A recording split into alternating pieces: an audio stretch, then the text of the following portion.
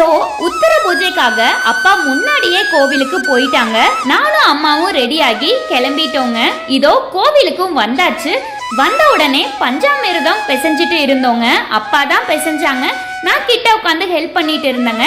அந்த கேப்ல அம்மா போய் மாவில பறிச்சுட்டு வந்துட்டாங்க. ஸோ தோரணமும் கட்டி முடிச்சாச்சு. கோலம் போடணும்னு சொல்லி அம்மா வாசல் தெளிச்சு விட்டாங்க.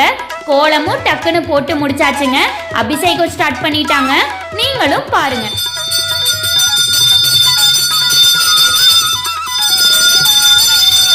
அலங்காரம் நடக்கும் போதே வெளியே விக்கிரகமும் தொடச்சு அலங்காரம் பண்ணிட்டு இருந்தாங்க. விளக்கெல்லாம் ஏற்றி பூஜை ரொம்பவே சிறப்பா முடிஞ்சதுங்க. ரொம்ப நாளுக்கு அப்புறமா நல்லா பாசிட்டிவா ஃபீல் ஆச்சு.